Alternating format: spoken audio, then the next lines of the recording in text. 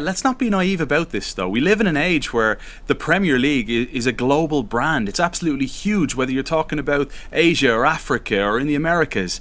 Fans will still watch this. It's sad and it's depressing for real football purists, but the majority of football fans, in my mind, Don, would absolutely tune in to watch the top teams play against each other week in, week out. And this would be a showcase of football that would see these teams play, whether it be in Asia or Africa or elsewhere, in these so-called league games. I absolutely despise it. I don't like it at all, but you can be sure that fans all around the world that buy these jerseys and support superstars would get on board with something like this to see quality action each and every week. But I do think before anything like this happens, and the proposed date will be 2022, I think there's many legal cases and there's an extreme mess in store if this is to go ahead.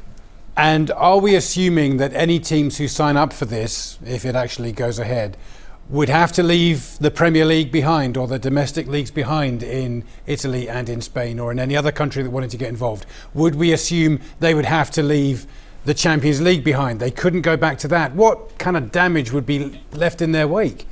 Yeah, absolutely. UEFA and FIFA, Don, have been very quick to release statements to say as much, to come out and absolutely hammer this idea. And even going beyond that, we've had UEFA and FIFA talk about banning players from international competition.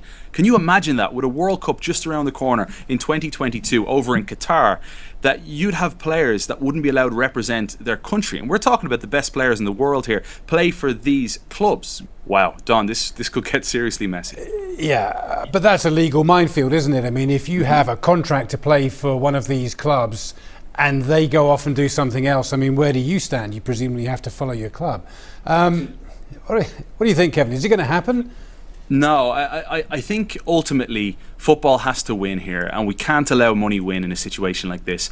We've gone through the most grueling year in any of our times on this planet right now, and we've seen football clubs step up. And I'm not just talking about the big boys out there. I'm talking about the smaller league clubs that have set their stadiums up to be food banks or vaccination centres.